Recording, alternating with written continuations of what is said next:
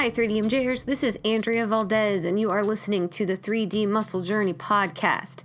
In this episode, I am joined by Brad Loomis and Jeff Alberts as we chat about how to lose a bodybuilding show. No, we are not telling you to suck or be bad athletes, but we're actually talking about how we handle losses on a sport built on subjectivity. The bulk of this conversation revolves around me picking apart the most individually devastating losses in both of the lives of my more experienced colleagues. Because Jeff and Brad have had so many highs and lows throughout their decades as physique athletes, they're able to give us some unique insight on the anger, disappointment, depression, and hurt that can come from unrealistic expectations or self-inflicted ultimatums. We also talk about the difference in competitive attitudes and approaches when going from an amateur to a pro athlete, and how they have learned to continue enjoying a sport that can often leave a bitter taste in your mouth if you feel robbed or cheated out of your would-be successes.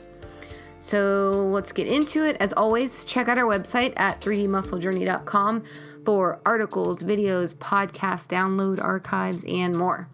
So here's the episode, guys. How to Lose with Jeff Alberts and Brad Loomis. Okay, so if we're going to talk about losses, I feel like a good place to start would be our records, like shows performed versus how many won, and what would we even consider winning? Well, for Jeff, it's different than me and Brad, right? Okay, so how many shows have you actually won first place in, Jeff? First place. Overalls or classes? Classes and overalls. I don't know. Oh, is it too many to count? Way to make us feel good about ourselves. Say overalls, maybe 3 or 4. Okay. 3, 4. And classes? Well, I got, 2 pro cards. That little show me and Brad did, I was an overall, but I don't count that. What? Why not? And then the pro international. So, yeah, I would say, 3 or 4. And classes, probably another 5, 7, 8. No, more than that. Oh, okay. A lot. Okay. Yeah. More first than any other placing, probably. Wow. Oh, this is gonna be a fun podcast. Okay. Not to be tooting my own horn. No. I think it's important that we talk about it, though, and then we'll talk about being Brad. No, okay. So, out of how many total Brad's shows? won his fair share first, too. We'll talk about it. But what? He was on a hot streak in the beginning. 30 something shows, right? 30 shows. 30. More firsts. That number I do know, 30. Yeah. Okay. Brad, how about you? How many first place in a class or overall? 2 overalls. Mm-hmm. 2 overalls, 2 pro cards. And then class wins, probably, because I was on a hot streak. I pretty much won my class every year in 2003, 2004, 2007, I did NPC, but I won another class, so that's 2007, 2008. So, yeah, probably about half a dozen class wins, I would guess. Okay.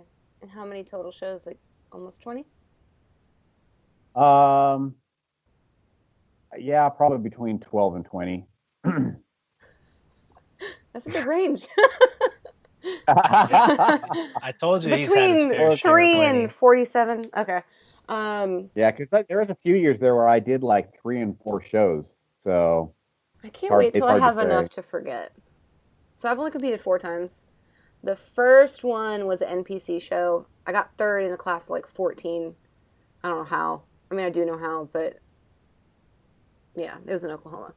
And then the 3 shows I did in 2013, I got 2nd place in all 3. And they were all small, between like 3 and 6 competitors. Okay. That said, Jeff, what was your first and most apparent loss that crushed your soul?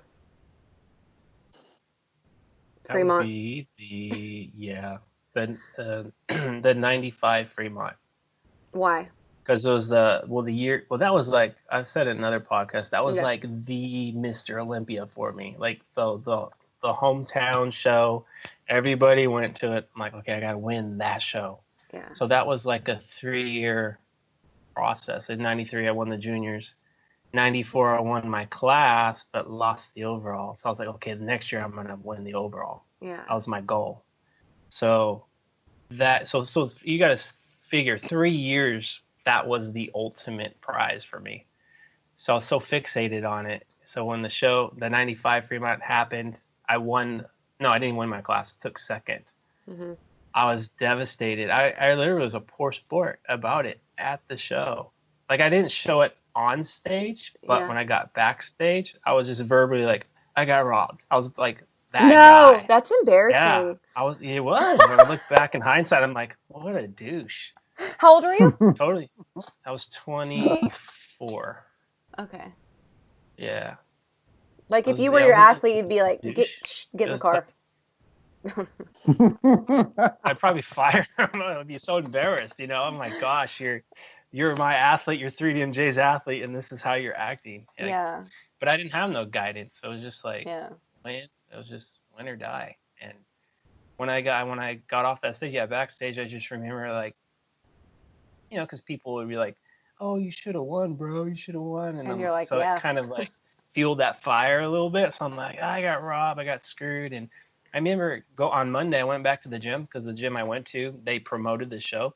And the owner of the gym, he's the one that promoted the show. He's like, he gave me the scorecards, and I had one first place vote. And it was from Ed Corney, the head judge.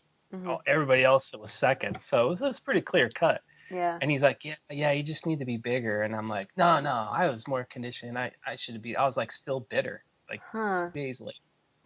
Yeah. Okay. And then when I look at the pictures now, or it didn't take this long for me to realize it, but it took maybe a year or two after looking at the pictures. I'm like, okay, yeah, that guy crushed me. He probably had 20 pounds of muscle on me. Okay. But I was just so like obsessed with winning that it was just a tremendous blow when I didn't win. Okay.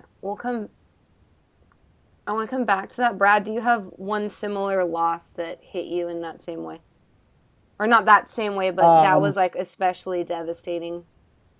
Yeah, definitely. I'd say that was the 2011 Pro International was really kind of the first time that I was like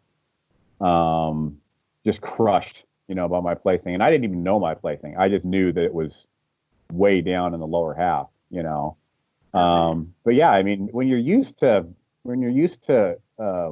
basically winning, it's kind of it's a very demoralizing thing. I mean, I remember when I was an amateur, it'd be like, there was no question that I was going to buy the DVD for the show, that covered it, because I was going to be in it a lot. I was going to be in it for my class. I was going to be in it for the overall, Mm-hmm. So it was a no-brainer, and then my pro debut in 2009, I got second to last, and I was okay with it because the way the competitors lined up, it was kind of weird. I was competing against 200-pounders, so it was kind of an unfair thing. So it was just kind of like I accepted it, I remember that. But in 2011, I was up there with guys that were my size, my weight. There was 11 of us, and I just remember just being demoralized, because that was the first time I had done a show that done, like actual call outs, and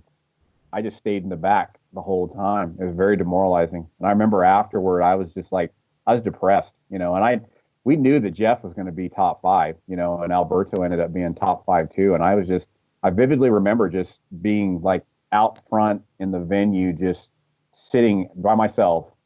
And I remember I was talking to Ben Tennyson, and that kind of helped me feel a little bit better. But I was just like, I just want to go home. I don't want to come back for the night show. I don't want to do any of this anymore. How old were you at that one? Well, let's see. That was 2011, so that would have been what, six years ago? Is that right? So I was 40, probably 39, 40, something like that. My age, yeah, because I was 40. You're my age. Okay. This is a good start, y'all. I'm excited about this. Can I ask y'all tons of questions about those two scenarios back and forth? Is that cool? Yeah. Okay. So, do you think, Jeff, that Like, had you lost prior to that show, that particular one that we were just talking about, the Mr. Fremont? You lost other shows, right? Yeah, because that was the third show I did that year. Let's see, the first one, I was a second place in my class, and the next one was a third place.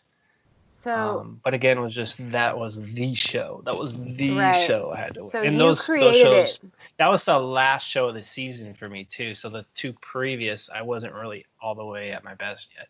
Okay. So During you that time, created that build up for yourself. It's not like it was going to be the first time you hadn't won. It wasn't. It was all internal.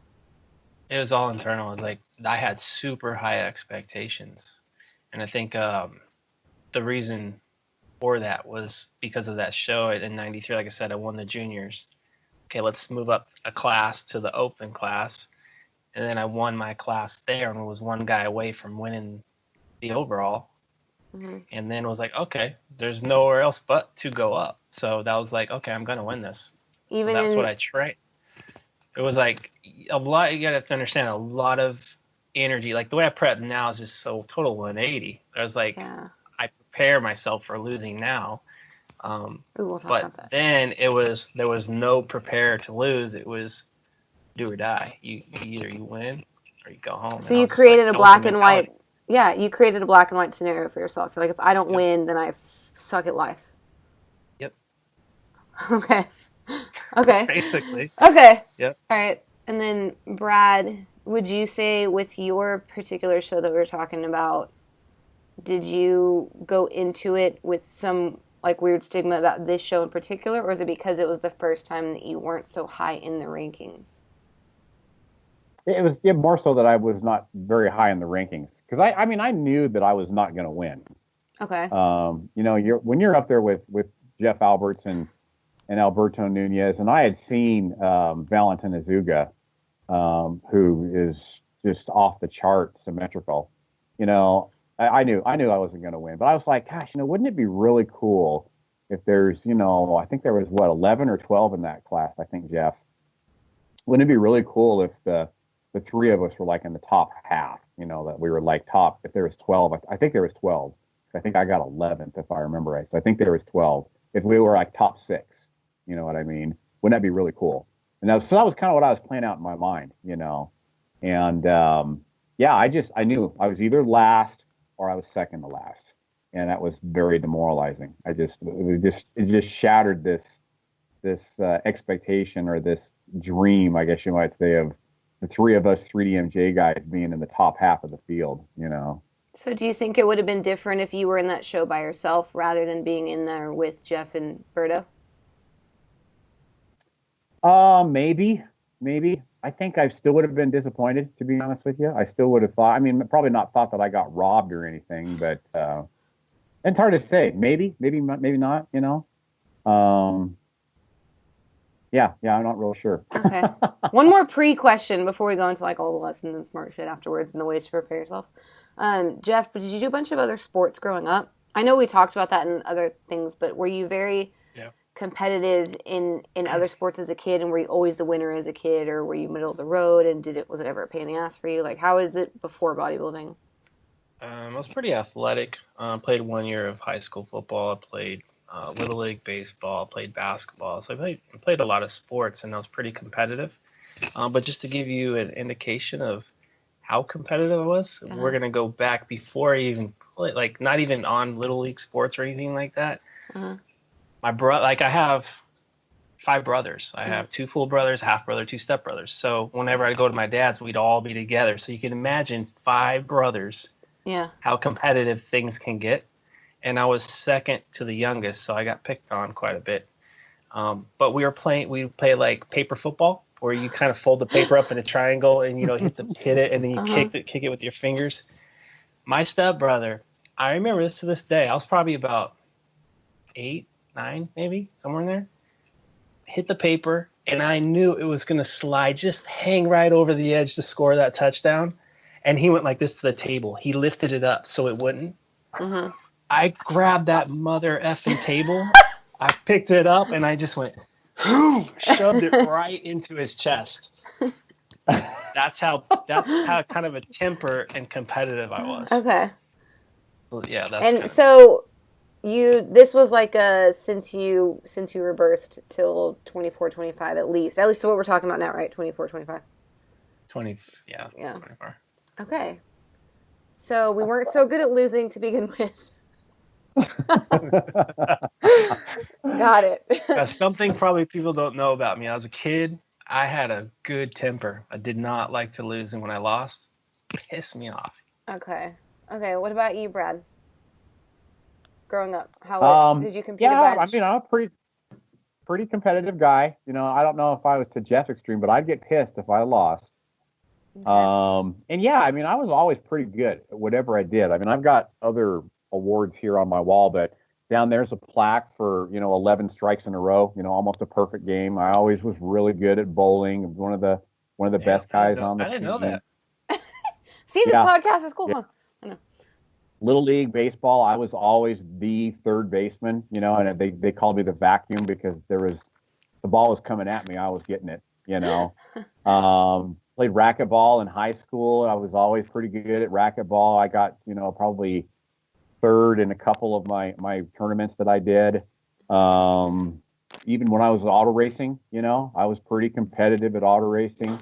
I won my fair share of heat races. A lot of times I was in the top 5. So yeah, I guess I was just kind of used to being pretty darn good at whatever it was that I was trying to do. Okay. All right. I don't know. I think this is one of those times where, like, gymnastics just made me the fucking human I am. Like, I've never felt robbed. I think because I grew up being scored subjectively, by judges, that I just and it was 10 meets a year for like 10 years. So it just always meh. But I want to talk about y'all because this is crazy and I think it's fun. Okay, so show happens, Jeff. Obviously we know now, right, from both y'all that this is not maybe an appropriate or productive way to handle losses. Would y'all agree with both of these? No. Okay. Definitely mine was a bad way to handle it, especially publicly. I just could imagine you backstage. Could you imagine if the internet was around back then? Oh my gosh, I would have been on Facebook and Instagram going, I got robbed. Okay, so before, I guess y'all, both were depressed, angry, blah, blah, blah, all that stuff, but, I don't know if I should be like, okay, when did that turn around? Because I guess at some point between 25 and now, Jeff, you realize that was, what we talked about. But what do you wish you would have done differently? Like you mentioned earlier, preparing to lose. What do you mean by that? Well, basically, I think a good example, like if I go back into my history, like when I prepared for 2009, that season, that was when I went into that season with the mentality of like, okay, this is going to be fun before anything else. Okay. If I win, great. That's a cherry on top of a sundae. So I really wanted to enjoy the process first and foremost. Of course, take it serious, but have fun. And that's the difference between 1995 and 2009 was that I enjoyed what I was doing. Don't get me wrong, but it was far too serious. Because it was just too much emphasis on that ultimate, that end goal. Like it was either you do or you don't, and if you don't, it's a fail, and it's misery. Whereas 2009 was, okay, let's enjoy the journey first and foremost. Let's enjoy the shows. Let's meet people. Let's make friends, etc., etc. And I ended up winning that season, which made it even taste better. But in 2009 at the Cap City, which is now the Muscle Mayhem, I lost 1 point in the overall to Moji Alua for a pro card. As I walked off stage, Tina's like, Jeff, you lost by 1 point. So thanks, Tina. Didn't even faze me. Yeah, right. I'm walking off. She's like, Jeff, you lost by 1 point. And I was like, at first, in my mind, I just went, damn. And then that was it. I was like, okay, let's go to BJ's and let's go get a Physique. Yeah. Because I was totally happy and content. I brought my best package. I competed against probably at the time, one of the best natural bodybuilders, amateur bodybuilders, who went on to be one of the greater ones in the pro circuit. Yeah. I was like content, gained a few pounds after that, and I got the call from the head judge saying, "Hey, you need to go to Washington and keep competing and go get your pro card." And I'm like, I'm done. I'm good. I'm content. Yeah. I'm happy. I did what I wanted to do. And that's when I met all the other guys. I met Eric and Berto, and I'd already met Brad, but we reconnected. So, I mean, what else can I ask for? I was like more fulfilled with that, even though I lost. So it was just the maturity level was just drastically different. That was the thing. Drastically different. So you think that came from age and experiences? Okay. Yeah. Not just like time. Because like, did you actively work on it in your brain, or was it just like I became a more mature human? Because after that Fremont show, I didn't compete for a couple of years. Came back in 98, and didn't really have a good season. I was like, but I competed with my oldest brother. That was the first time competing with my brother, so that was fulfilling me. So I say I was finding other purposes to compete besides I want first place. Still trying to win, but I had other things besides that black and white. Okay. And then 99, I competed with my other brother, Paul. So that was like, okay, I'm actually having fun here doing this with my brothers. Yeah. And then it probably wasn't until 2000 when I started to get more of I'm chasing a pro card, because I didn't really know what pro cards were up until that point. Because natural bodybuilding, for me anyways, in California really wasn't there. Yeah. So 2000 was like, oh, there's actually pro cards. I could do that. I could compete to win again. Yeah. So I kind of get that black and white. I need to get a pro card. So it was like in 98, 99, it went away from winning. I was having fun. Then it went back to winning. Because I was like, oh, I could be a pro. Okay. But it never got as bad as that Fremont show. 2002. Okay. Yeah, when he literally got robbed. One of the rare times I would someone say, will get out of all literally the got shows robbed. I've done, I could say that maybe that's the one I might have got robbed in. Not might have. You got robbed. Yeah. Well, that whole prep was do or die. Like it was the same thing. I got to get this pro card. That's all it was about, getting the pro card. And I was like a machine. Ivan Drago. It was just like hardcore. And traveled all the way to your state, Andrea, from California, and I was like, I don't care about meeting I don't care about meeting friends or anything. I'm here to win. And got robbed, and then again it was that dark. I think I contained myself after I got announced second, and backstage there was everybody and their mother was telling me I got robbed. Like, and you have to be like, nah, it's okay. You know? And even when the judge said you should have. So it's like it was fueling that fire, but at that point I was 31 years old, a little more mature, so I didn't like verbally express it. I just held it in. But the whole plane ride home, I was just like, this is a stupid sport. This is bullshit. Never robbed.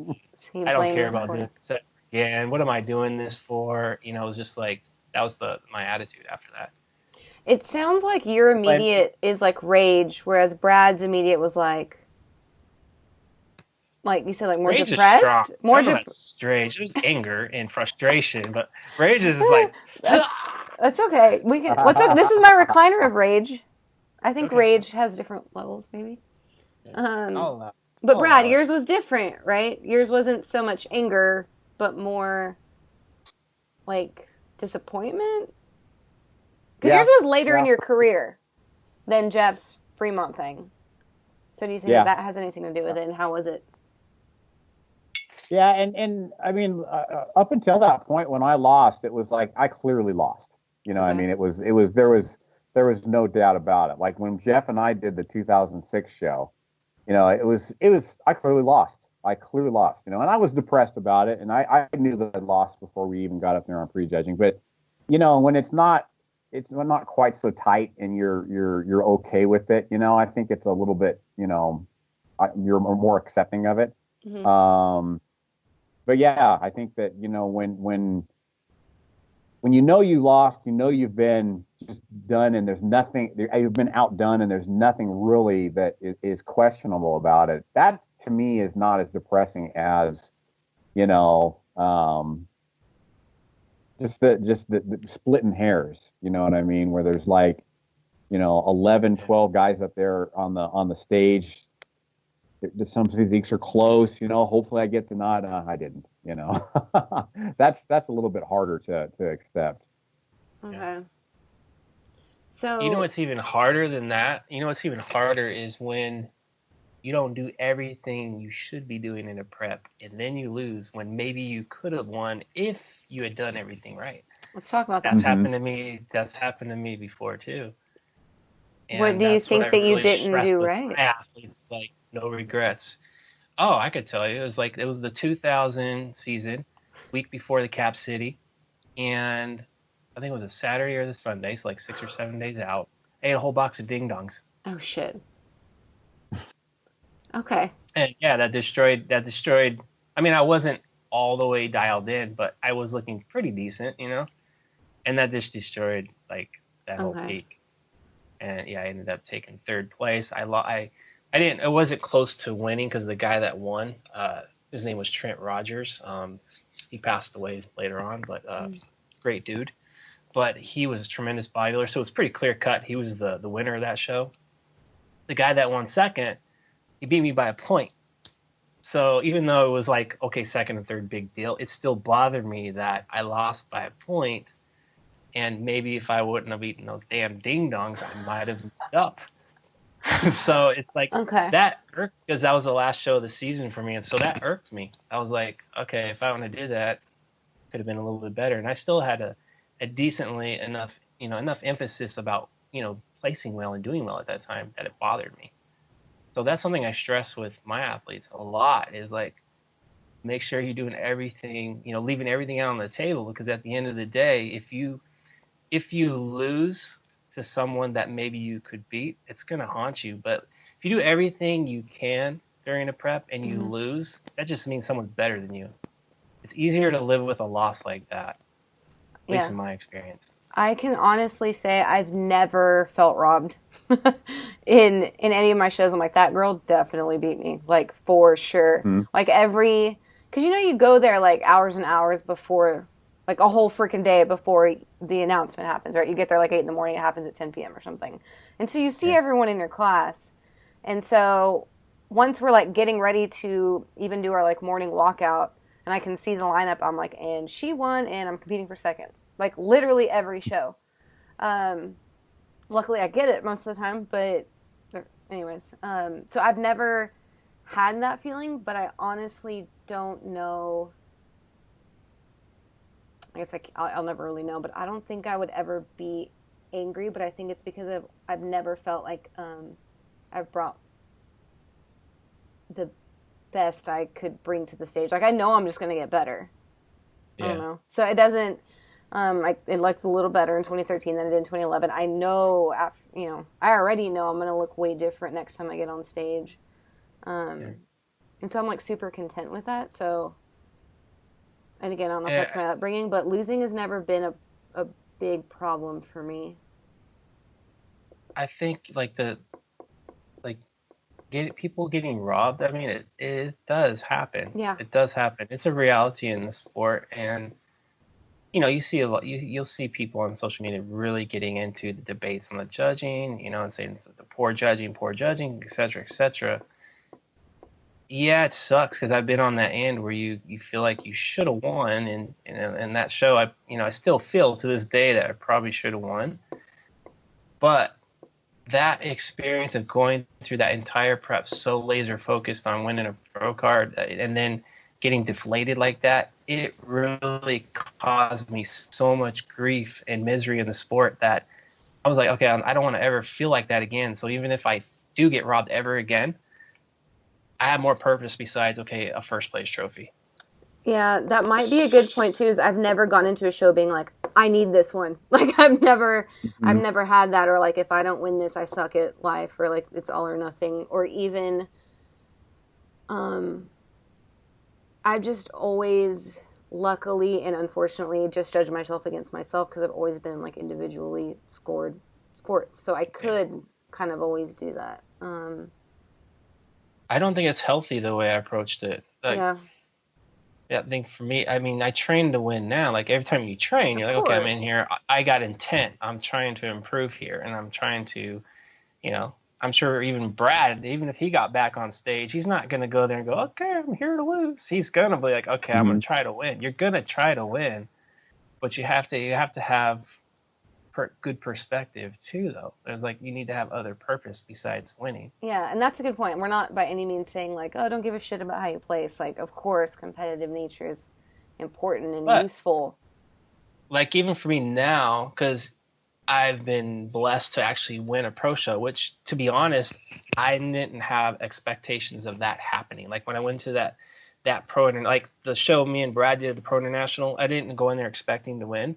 I was like, okay, if I place, like Brad was saying, if I place in the top 5, that's doing something in your first pro show at the Pro International, that's one of the top shows. I'm like, okay, if I get top 5, that's doing something. So to get second, I was like, holy shit, I'm like over the moon. So I was training hard, training to get peeled, training to get shredded, bring my best, but whatever happens, happens. I was like going to be content with it either way. And then the Pro International 2014, it was the same thing. I got top 5 or second before. I go, if I could get top 3 again, that's doing something. And when I actually won that show, that was just like, holy shit, it was like, because I wasn't setting myself up like I used to in the past. Like, I'm gonna win this. Mm-hmm. So that's been a huge difference for me, and enjoying the process actually more so, because I'm not putting so much pressure on myself. Yeah.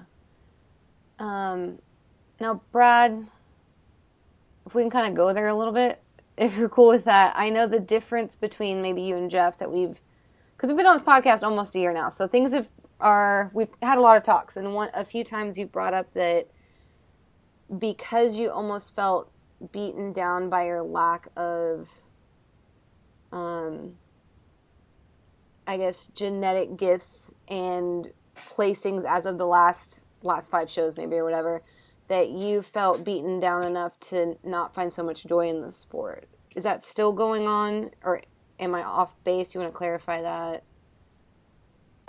Yeah, for sure.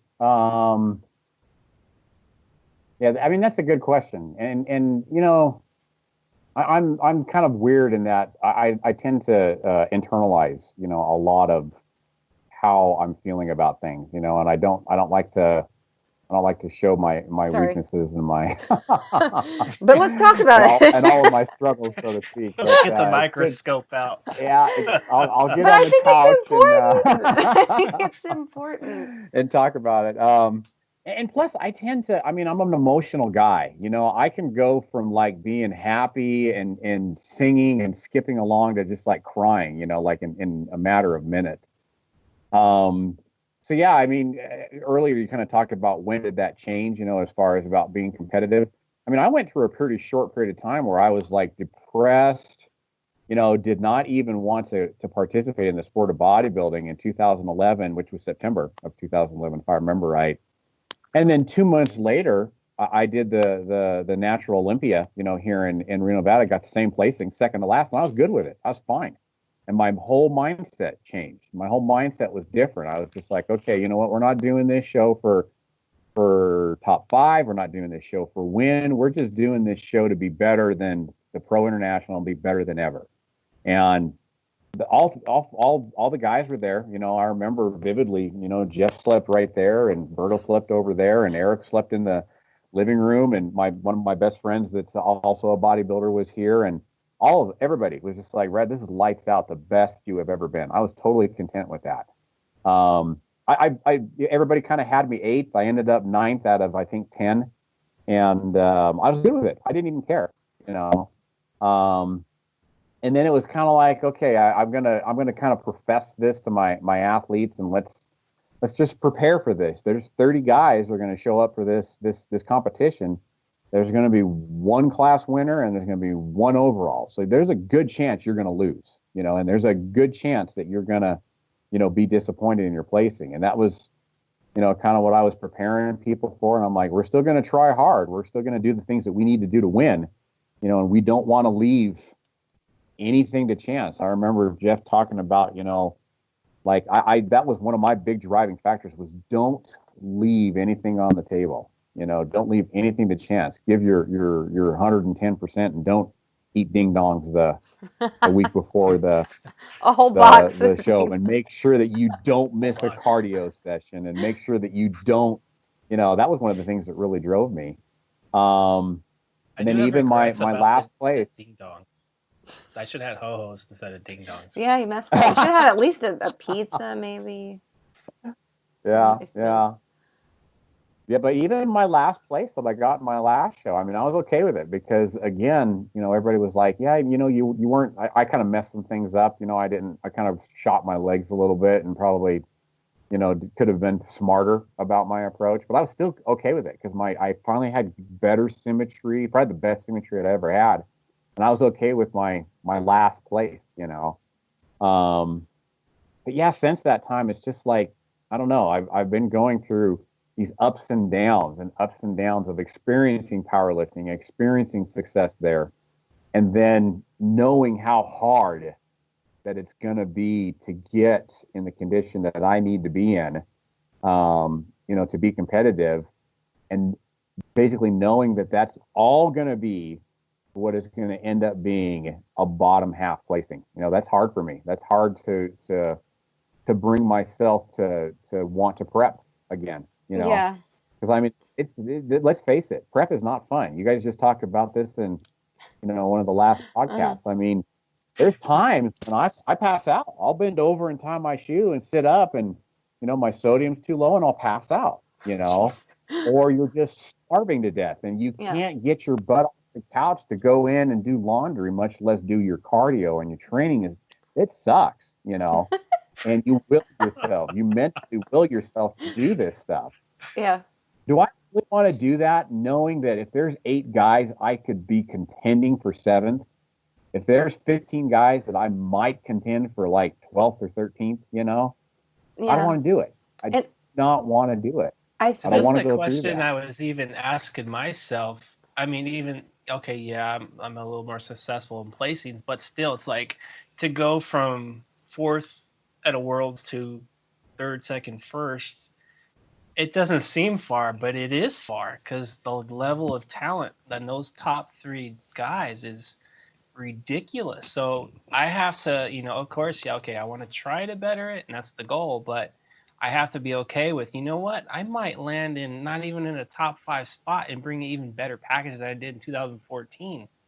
Yeah. It doesn't lessen the work that I put in. It doesn't. That's why my themes are always like chase the physique, because that's truly what, at least that's what I'm trying to do. Because I've been to shows where I've been at my all-time best and not won. At Worlds, 4th. And I've been to other shows where I've won. Like at the Pro International, I actually was not as good as I was at Worlds, and I won the whole thing. Yeah. It's just a lot of it's timing, too. So none of the top 3 guys from Worlds were at the Pro International. So the stars and the moon and everything lined up perfectly for me on that day. Yeah. I think, Brad... So that's how I value, like, okay, chase the physique, that's like the ultimate. That's the trophy.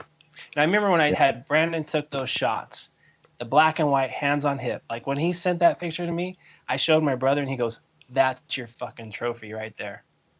Because that right there, 20 years from now, no one's going to remember 4th place. No one's going to remember Pro International. They're going to see that picture and go, holy shit, look at that. Yeah. Or maybe not, because the conditioning is probably going to be crazier in 20 years. Because they'll be aliens. Now, Brad, you brought up something that's important, though, or I think is an important thing to bring up to people, because nowadays, anyone on my roster and anyone in the social media, like almost everyone who decides, okay, I'm going to compete, and their immediate goal is, I want to be a pro. And I think what's so interesting about you, and I think this would happen to me too if the moon and stars did align and I went to a show and got first in a pro qualifier and I got my pro card.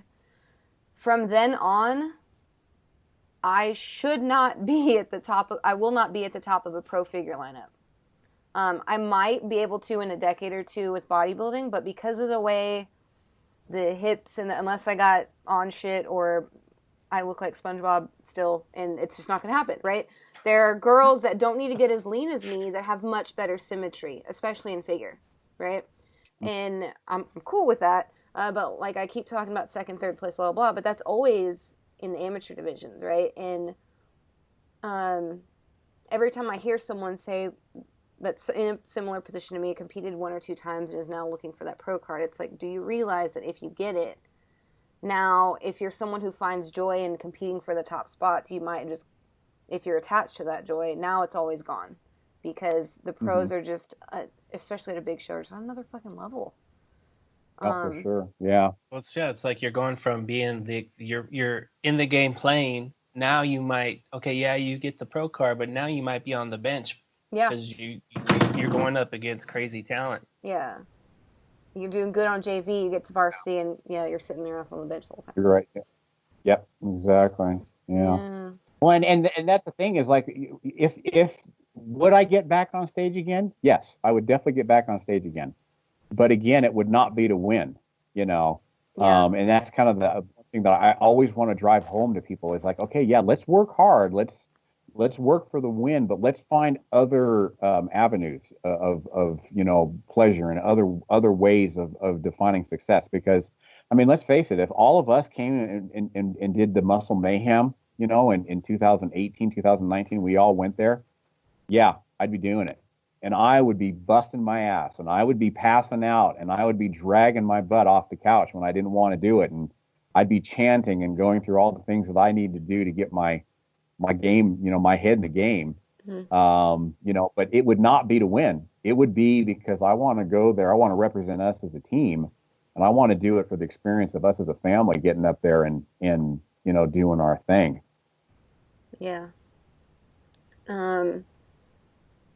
When you do hear that, because I literally just had a Skype where this came up, but when y'all do have someone who maybe it's their first Skype consult with you, or this is their first season with you, and they're like chasing that pro card, like what's the talk? Jeff, when you have some 20-year-old kid that's like fucking getting that card. I try to give them good perspective. Yeah. And I be real. I'm a realist. Yeah. So I'll be upfront and honest. And if I see, photos of their physique or whatever, I'm going to give an honest assessment. There's some kids that are talented and they got a lot of potential. Then I encourage them. Hey, let's not leave anything. Put it all out there. Let's bring the heat because you have potential to maybe. I don't say you are. I say maybe, depending on who shows up and if the stars and the moon and all that. Yeah, you could be in contention to possibly get a pro card. Mm-hmm. But I don't sit there and say, yeah, Dad, let's get a pro card. I'm not going to put that such pressure on them for one, and that the expectation is too high. Yeah. But there's some guys you're just like I'm getting a pro card, and I'm like, you've been training. In my mind, I'm like, you've been training for 2 years. You're the same height as me, and they'll say, oh, I want to compete at this weight, and I'm like, okay, do you realize that Berto's the same height as you, and he's 160 pounds on stage, and you want to be the same, but you don't have nearly as much muscle as Alberto. So it's like you have to just be upfront, honest, and say, over time. Okay, let's. A lot of times, if you kind of unsure of maybe where their potential is, okay, let's start prepping. As we're going along, I'll know more along the lines where you should maybe fit in. Whether it's starting out in a novice division, maybe it's going straight to the open. So it just depends. And depending on the shows, too, because like the shows here in California, you have more competitive shows than others. So it just kind of depends on that as well, as far as like where you think they might fit in. Yeah. Brad, anything to add there? Only that I've definitely evolved and I've changed in that. I used to be very much of the mindset that I should probably candy coat things a little bit and kind of say, you know what, okay, let's put our efforts in, let's go for it here, and see what happens. You know, I mean, that was that. I guess that in a nutshell, it was kind of how I would put things. And a lot of times that would just lead to heartache when they are kind of smacked in the face with the realization of, oh my gosh, it is really freaking hard to build muscle. You know, oh Yeah. my gosh, I am busting my butt here and it's just not happening. I'm still not looking like, you know, everybody's always wanting to look like Matt Ogus. You know, I still don't look like Matt Ogus, you know. And then Damn it, of course Ogie. they do, they blame me, you know, they blame us. It's like, you know, I thought that you'd get me there, you know, and I thought that you told me. And so now it's like, I got to be a little bit more realistic, you know, and I got to be more upfront. And I got to not candy coat it and put that out there and say, well, let's see what happens, you know. Yeah. I got to be a little bit more harsh. I got to say, you know what? You've trained for 2.5 years and you want to look like Jeff Alberts, who's been in the gym for like 25, 30 years. What do you think is going to happen here? You know, or I'll just tell him, I'll be like, you know, you realize that Jeff Alberts has got like a 27-inch waist, whether he's 200 pounds or he's 170. And here That's you not are. true. You can't even, you look like it. I'll take But that. yeah, and I'll be like, you know, you look at you, you know, you're skin and bone and you got a 30-inch waist. You know, you really think that you've got that same look that you know, those really elite symmetrical bodybuilders have, you know. I have to be just I've had to kind of go a 180 and say, look, I got to be a little bit harsh here.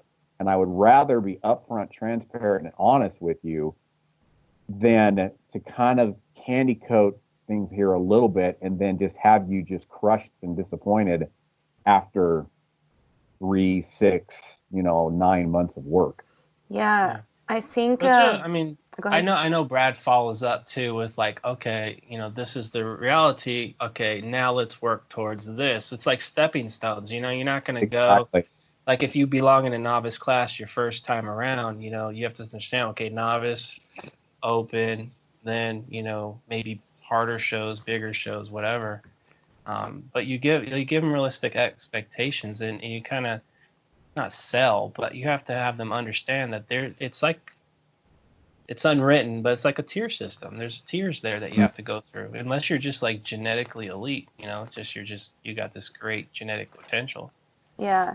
And I think something that I missed coming from a background of performance-based sports growing up, that when I started bodybuilding, I think a lot of people miss too, like, is that even if we are doing the best coaching job and the athlete is doing everything that we ask of them, there's still a very real time component. Like, you can do everything perfectly right, and you're still not going to be as big as Jeff for a long time. Most people, right? And you brought up Ogus before. Like, he was impressive in 2010, 2011, but he's way more impressive 5, 6 years later, you know?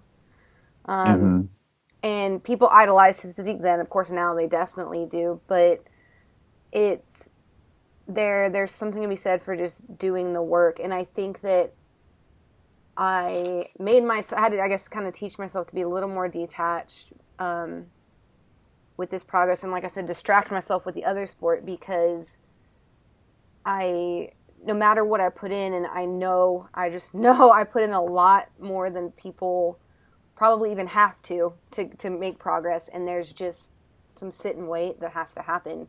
And like you said, Brad, like, some people get blamey, but it's like everything could be perfect and it's just not there yet. Yeah. That actually took a while for me to fully accept. Yeah. Like, I didn't accept that till probably like I was in my early to mid 30s. Yeah. Because I was just so motivated to, you know, whether it was winning or pro cards, but I was so motivated to get better, to get to those goals, that I was like, okay, I remember it was I can't remember what year it was. It was probably my early 30s. I was like, I'm going to be like Skip LaCour. This off season, I'm going to train harder than Skip LaCour, and I'm going to be a mass monster like him. I'm going to get the gains. And this was already like in my early 30s. And then once that shit didn't happen, I'm like, okay, you know what? I have my own canvas. I need to make my canvas the best that I can make it. And I think I know that okay, it's going to take more time to get better. Yeah. And still, it's like, I'm getting close to my genetic potential at this point. Mm-hmm. But still in my early 40s, I was like, okay, I think I'm finally here. Yeah. I think I'm finally here. And it took me, it took 28 and a half years to win a pro title. Yeah. And Some people get it much sooner than that. But yeah, I mean, I would say, like, people say I have great genetics. Yeah, I got the small waist and all that. But you go back to when I was a kid, I was pretty thin. I was athletic, but thin. Yeah. So it's taken hard work to get to pack on enough muscle to be highly competitive. Yeah, it's not like when you're in little league or even middle school or high school, whatever, which is common, right? A lot of people played baseball, played basketball maybe, right? And there was a difference between the kids. Like, if I go shoot 100 free throws a day, I'm going to get better at free throws within 6 months. But if I train intelligently or I fucking kill myself, the muscle still is only going to come on so fast. And I think that's what was hard to learn. And what people, I think, don't expect. In a lot of other sports, most other sports, you get you just get a much quicker return on investment than you do in bodybuilding. And you have a lot more control on your investment than you do. Like, you can't, again, there's so much volume that contributes, and then past that, it could either not contribute or actually be detrimental. And again, it's not like if you shoot 100 free throws, you're a shittier basketball player. But if you do 100 squats 3 times a day, like, you will be a shittier squatter, or a shittier body. And it takes time to really fully grasp if you're doing something right or not. Like, like, if you put in a new protocol, it's not going to happen a week later where you see, oh shit, that made the difference. It's like, you need time for that to materialize. Not even going to happen like a month later. Yeah, exactly. So it's like, that's what when I set up people's protocols, I'm like, look, we got to set it up. You got to run it. We got to see what comes out of it. Give it time to unfold, what's working well, what's not, and revise. It's ongoing. Yeah. It's not like, okay, here's the perfect protocol that's going to get you 1 more inch on your arms. It doesn't work like that. And so it's like, I remember when I started playing tennis, I got good at it really fast. Yeah. Like, really fast. Like, well, shit, I'm actually pretty damn good at tennis. Like a month later. Whereas, like, bodybuilding, a month after your training, I mean, no one's going to notice. 5 to 10 years, you're not going to notice, Yeah. So you have to add to that. Go ahead. Well, you go first, because I was just saying, to me, it's like I've really learned to love the process more than the progress, because that keeps me going. Yeah. Mm-hmm. And then to add to that too is I was the same as you, Jeff. I was following Skip LaCour for the late 90s and early 2000s, and I remember when I first started adopting maximum overload training, a progressive, overload over time. I couldn't get over the amount of muscle I was putting on. Well, I was basically like almost a newbie in the gym again, because I was actually following structured blocks of training, and I was like, look at the gains I'm making. I'm going to be Skip LaCour in 3 years at this rate, Yeah. And, just like you kind of figure out then now it's getting tougher, and the rate, the return on investment is slowing down, and now I got to be not just working harder, I got to work smarter. And then that gets frustrating, because then you're like, I made all of this progress in these first 2 years, and I haven't made half the progress in the last 2 years. What am I doing wrong? I need to reevaluate, or gosh, maybe I should just quit because this isn't for me. And then, I haven't really learned to really love my training like in the last, for the last 3 years. I have learned in the last 3 years to love my training and to, have that opposite mindset, instead of having a mindset of, well, I'm going to go ahead and train to compete. I'm just going to train. Then when I'm ready, I'll go ahead and compete or do whatever it is that I want to do. I didn't learn that until like 2012. Yeah. And you have confidence now too, because when you put that training in and it's productive and you're performing well, that you are going to see the progress. It's going to come. Mm-hmm. Mm-hmm. So that's how I look at it now. And I'm okay with not going 150% outwork in the gym on some sessions. I'm okay with putting the time in and following my program. Yeah, I think that happens acutely too. Like you said, Brad, you were like, in these 2 years, shit flew, and then it slows down, right? being that this is my first year and a half. Oh my God, it's almost been a year and a half. Coaching. No, coaching with you guys. Oh, coaching. Yeah, coaching. I'm just now in these last 6 months seeing people, helping people through their post-show like stints, right? And noticing how many of them, soon as they eat again, and they're like, oh shit, everything's flying, these programs are great, can't wait to do this, da da da. And then 6 months later, it's like, I'm fat and I'm weak and there's no more PRs and, and it's just like they forget. And it's just like, I think that's important that we have to constantly remind ourselves. Like Jeff, you said he had that Fremont thing, and then like later on when he found out about pro cards, it kind of came back again. And I think a lot of people, maybe their first 5 years of training, the first one's great. They start building up slowly. They have their show. They're dieted. They start eating again. They think they're these newbie gains again. A couple months later, I'm fat and I'm weak and there's no more PRs. Whereas the first like 2 testing blocks after their prep, they're like, oh shit, 30 pounds on PRs. And it's like, well, you weigh more. And now you have food. Like it's going to slow down. And then like, perspective. Yeah. And then by the third one, they're like, can we change it? And it's like, oh, hold on, So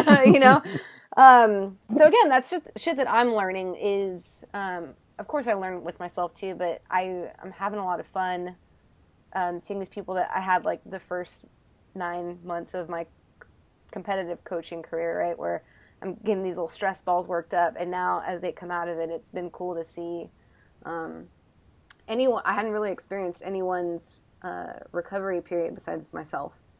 So I'm learning a lot. Is that they forget that there's like certain, I guess, the same thing happened with me and Grid.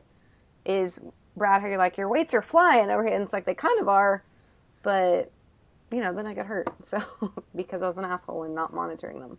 And it gets more challenging. Like for me, it's more challenging than ever now. Cause it's like, I haven't had a PR in like 3 or 4 years now. I've had like 3, almost going on 4 years where I've had like a true 1 rep max PR. Can you say that again? I haven't had a 1 rep max PR in about 3.5 years. It makes me so happy. Not because you haven't, but because everyone thinks if they haven't in 8 weeks that their program shit. See, so I've found value to like people will look at 1 rep maxes, or they'll look at, okay, what did I lift last week versus this week, or 2 weeks ago versus this week. But if you look at, okay, what volume was I moving this 6 months versus the last 6 months, that's what's going to, like in bodybuilding, that's what's going to drive your physique. Mm-hmm. So that's how I find, like for me personally, where I'm content with knowing I'm progressing, at least even if it's the 0.001% my old ass is going to make as far as, but yeah, it's like, okay, if I did like on my seated rows, I was working with 180 pounds for the most part the previous 6 weeks. Now I'm working with 190, 200 this 6 months. Then I know that's a shit ton more volume. Yeah. So yeah, that keeps me content anyways. But you think, a lot of younger people are listening to this. As you get older, things slow down as far as progress, more and more and more. So you got, again, it's kind of like that when you're training to win, you have to find, okay, what's the purpose in training too? Yeah. Is it just chasing PRs? Is it just chasing volume? Gotta learn to love it and be content with, like I said, depositing pennies. They're all going in, whether it's 3 pennies today, 1 penny, or $0.25, it all gets deposited into the account. Yeah. It's easy. And I think that's been a challenge for me, or not even a challenge, just a challenge I didn't think would, I spend a lot of my time convincing people of that, I guess, is, now that I've been coaching now again. So it's fairly new to me still, but I didn't realize, how speedy people expect their results. And that's because our athletes are more intelligent than most gym goers, right? Or they are more experienced, or they've consumed more content for them to know that we exist and to hire us, right? And there's still, we all need reminders of it's not going to happen that fast. Okay, your AMRAP, I went up 5 pounds and I only went down, like, I was talking to someone, they're like, well, last time I tested, I did 230 for 4. This time I did 225 for 6. and the AMRAP only went up, or it was the exact same, or it only went up 5 pounds, and now I suck. It's like poundage wise, 2 extra reps at 225 is a big deal, you know. Yeah, and when I think about it that way, I'm like, oh, I guess it is. And it's like, so the volume of your testing set was almost a third higher, but they see it as like the estimated 1RM only moved like 3 pounds or something.